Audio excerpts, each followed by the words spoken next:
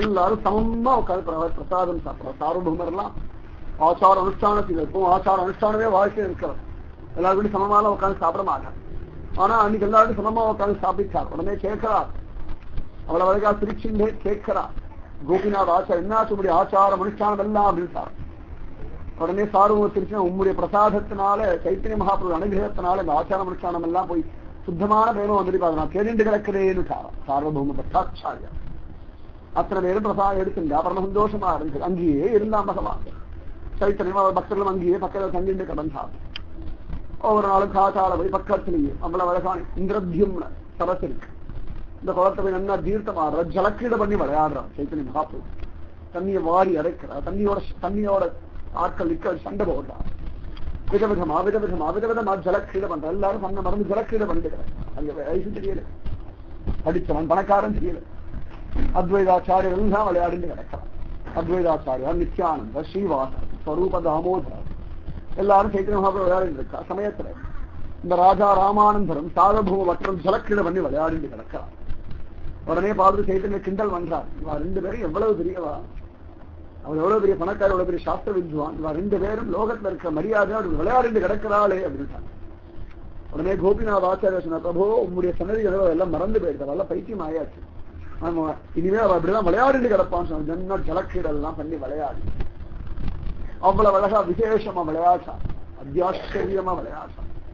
ஒரு சந்தர்ப்பத்துல இந்த ஆச்சார ஆனந்தமாடி பண்ணி விளையாடிட்டு இருக்கார்.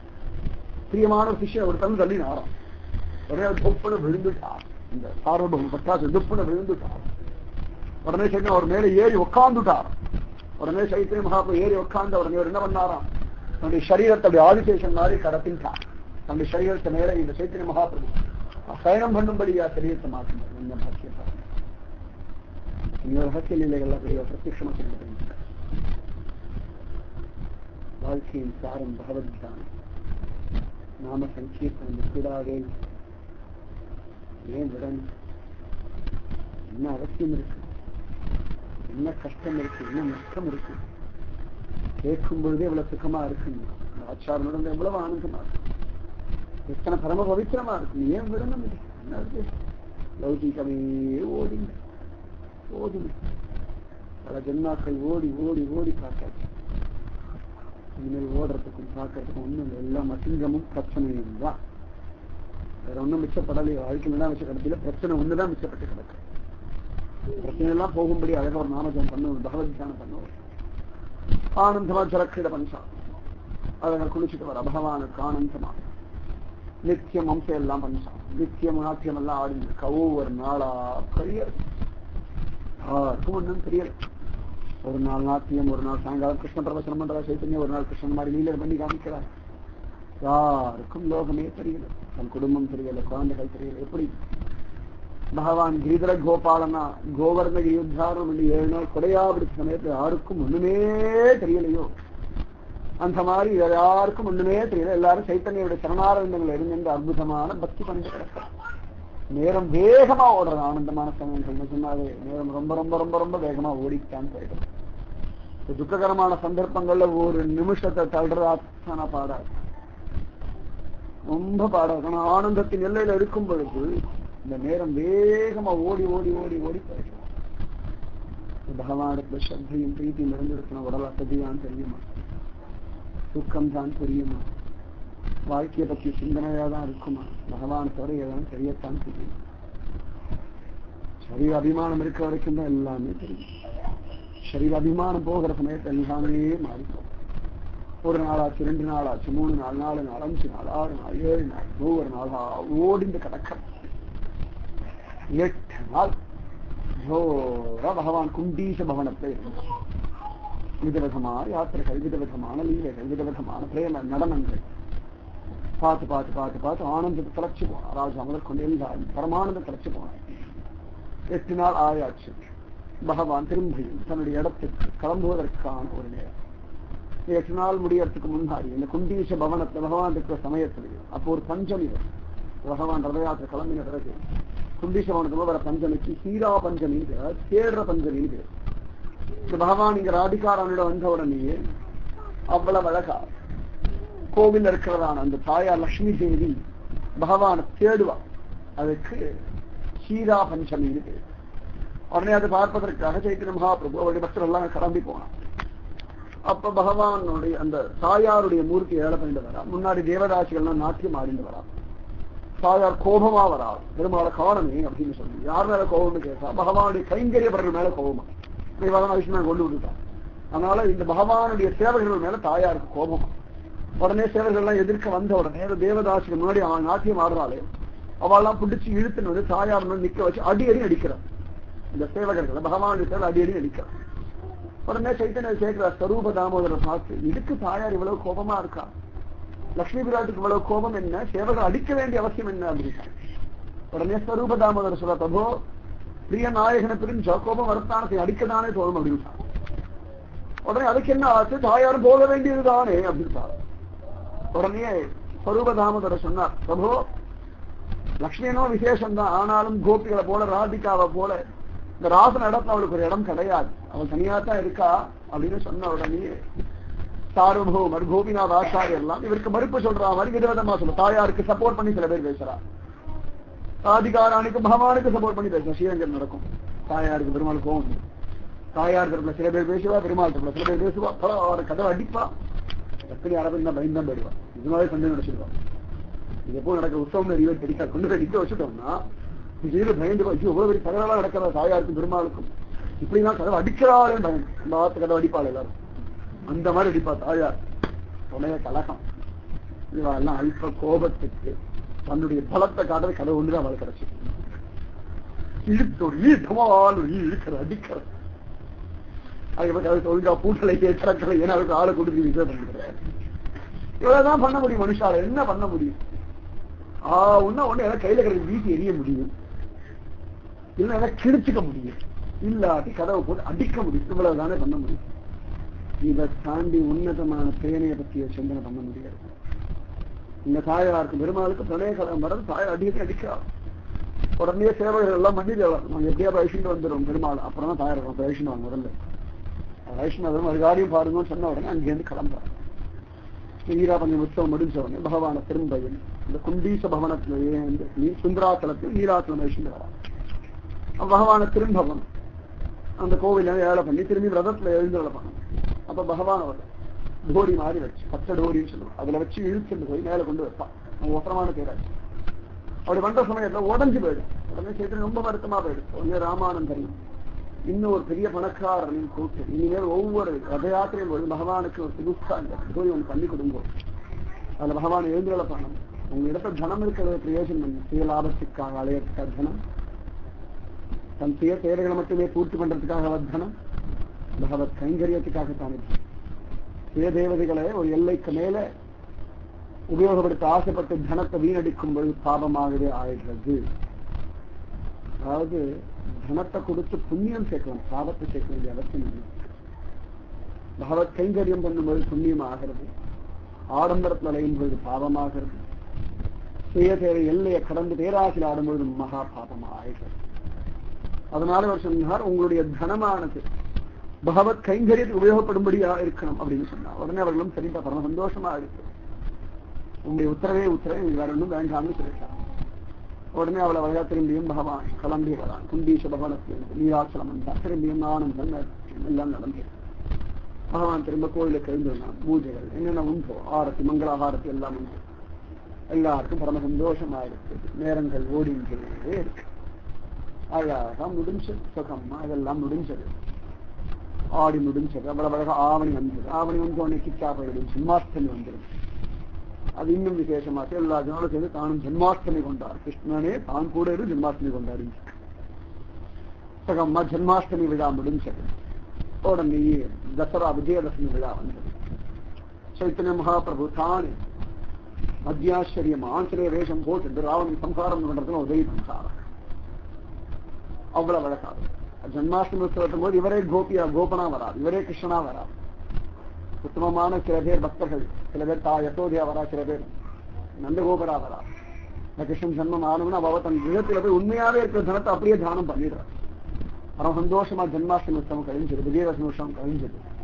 என்னென்ன பருவங்கள்ல உண்டோ தீபாவளி அதையும் கொண்டாடினா சைத்தன்ய மகாபிரபு. இப்படியே 4 மாசம் ஓடி போயிடும். அவ்வளவு அழகா ஆதி ஆவடி புரட்டாசி சாதுர்மாசம் கட கட கட கடன் ஓடி போயாச்சு. அத்தனை வேகம் ஓடியாச்சு, எல்லாம் ஓடியாச்சு. சாதுர்மாசம் எல்லாம் முடிஞ்சிருச்சு. எல்லாரும் எல்லாத்தையும் மறந்து சைத்தன்ய மகாபிரபு அப்பாடா அப்படின்னு நினைச்சான். எல்லாரையும் பார்த்தா சைத்தன்ய மகாபிரபு அவ எடுத்து கிளம்புங்க. உடனே அத்தனை பேருக்கு ரொம்ப கஷ்டமா இருந்தது, தாங்க முடியல, திக்கத்தை என்ன பண்றதுன்னு தெரியல. உடனே சைத்தன்யம் எல்லாம் கடனேறி பண்ணுங்கோ அப்படின்னு ஒவ்வொருத்தரையா கூப்பிட்டு தனித்தனியா பேசுறாராம் சைத்தன்ய மகாபிரபு. அவர்களை தனித்தனியா ஆலிங்கனம் பண்ணிக்கிறார், தனித்தனியா சன்மானம் கொடுக்கிறார், தனித்தனியா கண்டிக்கிறார், தனித்தனியா நல்வழிப்படுத்துறார். ஒவ்வொருத்தருக்கும் ஒவ்வொரு விதமான கைங்கரியத்தை ஒப்படைக்கிறார். இந்த கைங்கரியம் பண்ணு. நித்யானந்தர் கூட்டணியும் அவ்வளவு அழகா நவதீபம் போய் பக்தி பிரச்சாரம் பண்ண மாட்டார். நித்யானந்தர் ஒத்துக்க மாட்டேன்ட்டார். அப்புறம் வேற வழி இல்லாம சைத்தன்ய சொன்னான்னு சொல்லிட்டு நித்யானந்தரும் நவதீபம் போய் பிரச்சாரம் பண்றேன்னு கிளம்பினார். ஒவ்வொருத்தரையா கூப்பிட்டார். ஸ்ரீவாசரை கூப்பிட்டார். ஸ்ரீவாசரை கூப்பிட்டு சொன்னார், நீ ரொம்ப உத்தமமானவர், நமக்கு பெரிய கடன் பட்டிருக்கேன்னு சொன்னார். அப்புறம் சொன்னார், இந்த வயசான ஒரு மாதா இருக்காள சசி மாதா, அவளுக்கு நான் ரொம்ப கடன் பட்டிருக்கேன், அவளை ஏமாத்திட்டு நான் அபராதியா ஆயிட்டேன், அவளை வருத்தப்பட வேண்டாம்னு சொல்லுங்கன்னு சொல்லி இவர் ஆனந்த நாட்டியம் ஆடும்போது ராஜா இவர் தலையில பகவானுடைய வஸ்திரத்தை ஒண்ணு கட்டுறார். கழுத்துல ஒரு பகவானுடைய பெரிய மாலையை போடுற, ரெண்டுத்தையும் கொடுத்துட்டார். தாயாரிடத்தை கொடுத்துருங்கோ அப்படின்ட்டார். ஜெகநாத பிரசாதத்தையும் கொடுத்தா, வஸ்திரத்தையும் பிரசாதத்தையும் கொடுத்தார். இந்த அம்மாவிடத்துல என்னுடைய வணக்கத்தை சொல்லுங்கோ, சசிமாதாவின் இடத்துல எத்தனை கோடி ஜன்மானாலும் அவளுக்கு நான் கடன் பட்டிருக்கேன்னு சொல்லுங்கோ, அவன் ஒவ்வொரு நாளும் அழுதழுது எனக்கு கொடுக்கிற பிரசாதத்தை எல்லாம் நான் ஸ்வீகரிச்சிருக்கேன்னு சொல்லுங்கோ, ஒவ்வொரு பண்டிகை போது அவள் எனக்காக பக்ஷணம் பண்றாள், அந்த பக்ஷணத்தெல்லாம் இன்னி வரைக்கும் நான் அனுபவிச்சிருக்கேன்னு சொல்லுங்க. என்ன பிரீத்தி பாருங்க. அவள் இங்கேருந்து நவதீபத்திலிருந்து கொடுக்கிற பக்ஷணத்தை அவள் பக்கமா இங்கேருந்து ஸ்வீகரிக்கிறார். இவ்வளவு சொல்லியும் கூட விஷ்ணு பிரியா பத்தி ஒரு வார்த்தை, அதை பத்தி பேச்சே கிடையாது. இது பாவம்னு சொல்ல முடியாது. அவருடைய சன்னியாசத்தில இருந்து பேசக்கூடாது. தாயாரை பத்தி பேசலாம், மனைவியை பத்தி பேசவே கூடாது. சன்னியாசம் வாங்கி மனைவிக்கான சம்பந்தமே கிடையாது. ஒரு வார்த்தை பேசல. ஸ்ரீவாசன சொன்னா, நீங்க போங்கோ, அபியாசம் பகவத் பக்தியை நாமஜம் பண்ண பிரகாசம் பண்ணுங்கோ அப்படின்னு. ஒவ்வொருத்தரா சரி சரின்னு அவளுக்கு சன்னிடத்தை மட்டும் நான் சொல்ல ரொம்ப பக்தியோட பிரீத்தியோட இருக்காருன்னு. எல்லா இடத்தையும் அவர் பிரீத்தியா தான் இருக்காரு. எல்லா இடத்திலும் சமமான பிரீத்தி ஆச்சாரம் இருக்கு. சில பேர் சமயத்தை பார்க்கும்போது தனக்கு ஜாஸ்தியா இருக்கு, மற்றவர் குறைச்சா இருக்கு. எல்லாம் ஒன்றும் கிடையாது. ரெண்டு கண்ணுல பிரீத்தி சமமா தானே இருக்கும். இந்த கண்ணு தனி விசேஷம், இந்த கண்ணு தனி விசேஷம், அப்படி உண்டா? எல்லா கண்ணுக்கும் அதே விசேஷம் தான்.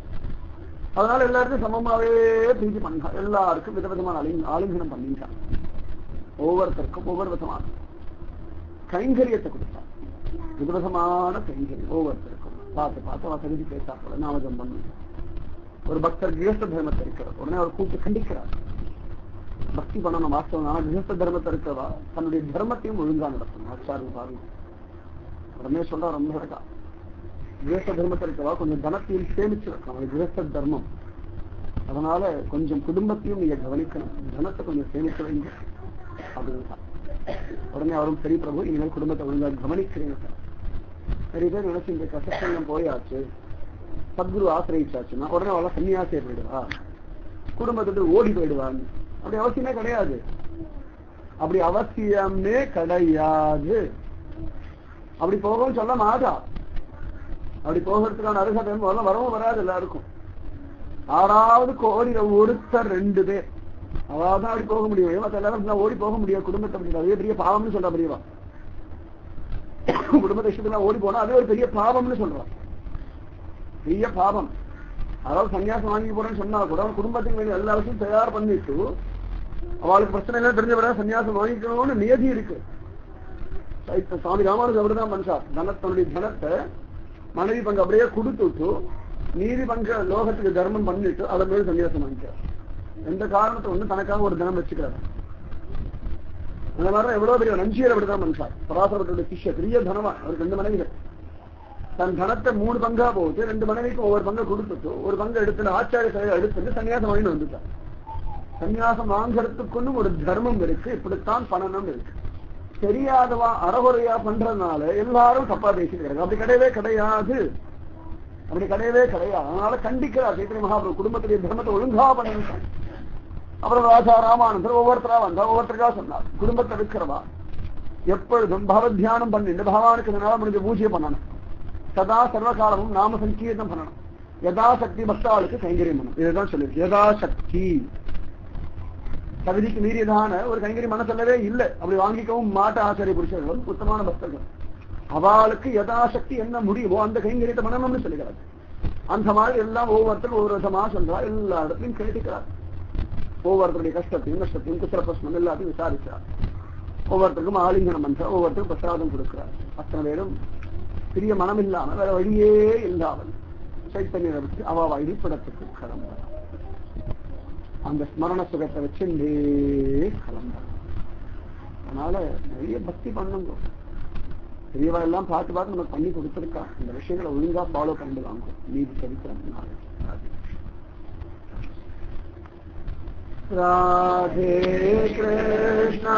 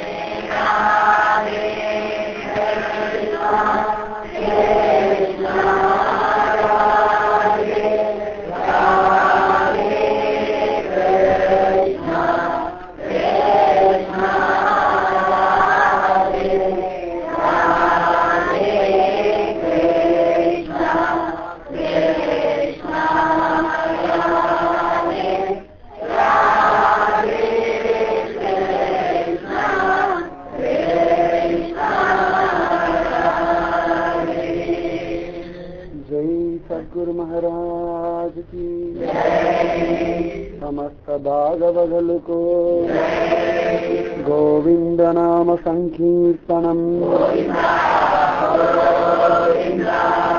जानकीकान्तस्मरणम् गोपिका जीवनस्मरणम्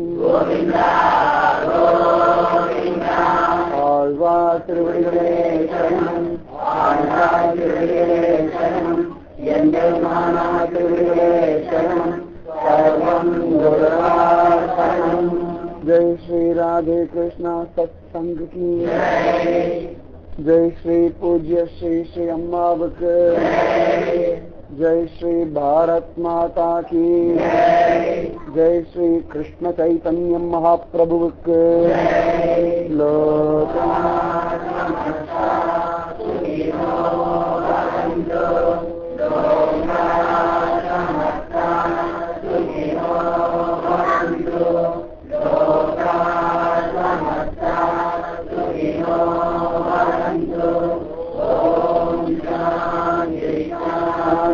शांति